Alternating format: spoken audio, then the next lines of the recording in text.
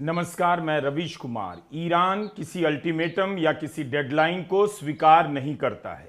अगर अमेरिका बार बार डेडलाइन की धमकी देगा तो ईरान नहीं मानेगा और अमेरिका से बातचीत की उसकी कोई योजना ही नहीं है। 20 अप्रैल को विदेश मंत्रालय के प्रवक्ता इस्माइल बकाई ने प्रेस कॉन्फ्रेंस में साफ साफ कह दिया कि इस समय बातचीत में शामिल होने का ईरान का कोई इरादा नहीं। उनके इस बयान के कुछ ही देर बाद खबर आने लगी कि पाकिस्तान के फील्ड मार्शल आसिम मुनीर ने ट्रंप से बात की है और उन्हें कहा है कि होर्मुज पर अमेरिका का ब्लॉकेड बातचीत के रास्ते में रोड़ा है। जब तक यह बना रहेगा बातचीत नहीं हो सकती। पाकिस्तानी सूत्रों के अनुसार ट्रंप ने मुनीर से कहा है कि वह उनकी सलाह पर विचार करेंगे। रॉयटर्स की रिपोर्ट है। खबर यह भी है कि पाकिस्तान के प्रधानमंत्री शहबाज शरीफ ने ईरान के राष्ट्रपति मसूद पेजेश्कियान से अपील की है कि आप इस्लामाबाद में बातचीत के लिए किसी को भेजें। पेजेश्कियान ने मना कर दिया कि जब तक ब्लॉकेड नहीं खुलेगा तब तक ऐसा नहीं करेंगे। तो अब क्या होगा? इस्लामाबाद में महफिल सज गई है। सुरक्षा की टुकड़ियां लैंड कर चुकी हैं। घोषणा हो चुकी है कि बातचीत की टीम में वांस, स्टीव विटकॉफ और ट्रंप के दामाद जैरेड कुशनर शामिल होंगे। वांस ने सोचा होगा ईरान अपनी टीम को रवाना करेगा और वे इस्लामाबाद के लिए उड़ान भरेंगे, मगर ईरान ने कह दिया अमेरिका से बातचीत नहीं करेगा तब तक जब तक होर्मुज से ब्लॉकेड नहीं हटेगा। मगर अब दूसरी स्थिति है। ईरान ने ऐसी शर्त रख दी कि ट्रंप के होश उड़ गए होंगे।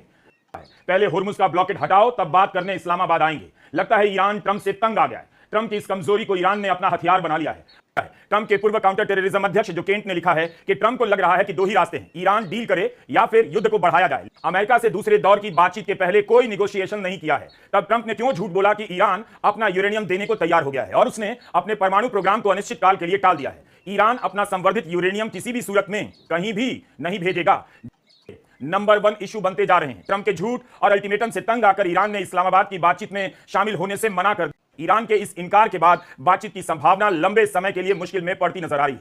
फारस की खाड़ी में सैनिकों की तैनाती बढ़ाने के बाद भी ईरान नहीं डरा, वह जंग के लिए तैयार बैठा है। ऐसी खबरें भरी पड़ी हैं कि ट्रंप के सहयोगी इस जंग के बहाने धंधा पानी और शेयर मार्केट में पैसे बनाने में लगे हैं। साइबर स्पेस और सोशल मीडिया से नहीं, ईरान का कहना है। ईरान ने जिस तरह से ट्रंप को फटकारा है, लगता है अपने विदेश मंत्री को भी चुप करा दिया है। ईरान के आंतरिक मतभेद से ज्यादा अमेरिका के कारण फैलाए कंफ्यूजन का नतीजा है।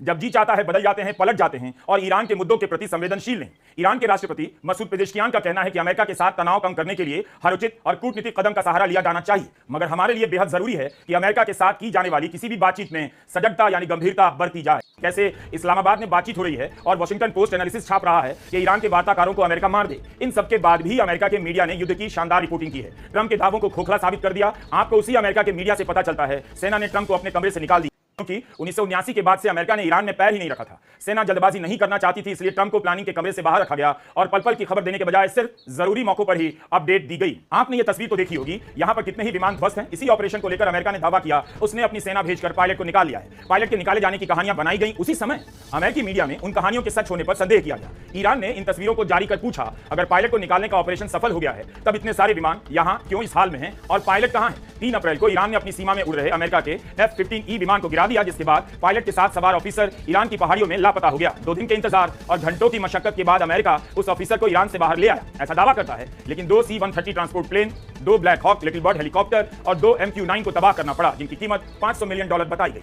जिस देश की सेना को लेकर यह खबर आ रही है कि रक्षा सचिव पीट हेग्सेथ ने अमेरिका की सेना के chief of staff general Randy A George को इस्तीफा देकर निकल जाने के लिए कह दिया, उस देश की सेना अपनी प्लानिंग बनाते समय राष्ट्रपति को कमरे से बाहर रखती है और सारी जानकारी नहीं देती और यह खबर छप जाती है, तो अमेरिका की सेना ट्रंप की हरकतों से तंग आ सकती है। अमेरिका के अखबार ट्रंप के दावों से तंग आ चुके हैं, तो क्या ईरान तंग नहीं आ सकता? क्या ईरान को इस ट्रंप पर बातचीत के लिए भरोसा करना भी चाहिए? यह सवाल ईरान को लेकर किया जाता था कि ईरान में किससे बातचीत की जाए, IRGC से या वहां की सरकार से। अब यह सवाल अमेरिका को लेकर किया जा सकता है कि क्या ट्रंप से बातचीत का कोई फायदा है? ट्रंप अल एंड बल बोल रहे हैं। सिर्फ यही नहीं, उनके सहयोगी युद्ध से जुड़ी घोषणाओं को लेकर पैसे बना रहे हैं। ऐसी भी कई रिपोर्ट अमेरिका में गंभीरता के साथ छपी हैं। इन दोनों को लेकर बहुत सारी रिपोर्ट आ गई कि मिडिल ईस्ट में ट्रंप के दूत स्टीव विटकॉफ और ट्रंप के दामाद जैरेड कुशनर शांति का दूत बनकर अपना धंधा चमका रहे हैं। इनका बिजनेस इंटरेस्ट इतना ज्यादा है कि दोनों उससे आगे की सोच नहीं पाते। डेमोक्रेटिक पार्टी के रिप्रेजेंटेटिव जेमी रेस्टिन ने जैरेड कुशनर के खिलाफ जांच शुरू कर दी है। आरोप है इन्हें कथित रूप से शांति का दूत बनाया गया, जबकि इनके उस इलाके में बिजनेस इंटरेस्ट है। अपनी इस हैसियत का फायदा उठाकर जैरेड कुशनर अपनी कंपनी के लिए अरबों डॉलर का चंदा जुटा रहे हैं। ट्रंप बार बार विटकॉफ और कुशनर को ही रखना चाहते हैं, जबकि एक्सपर्ट कह रहे हैं इस काम के लिए पेशेवर राजनयिकों की टीम भेजी जानी चाहिए, जिससे बातचीत की गंभीरता पर भरोसा पैदा हो। शुक्रवार देर रात ईरान के विदेश मंत्री अराकची और ट्रंप ने घोषणा की कि होर्मुज का रास्ता खुल गया है। इसके बाद फिर से शेयर बाजार में पैसे बनाने की खबरें छपने लगी। कोई पहली बार नहीं छपी ऐसी खबरें। इन बातों के आगे ईरान कैसे ट्रंप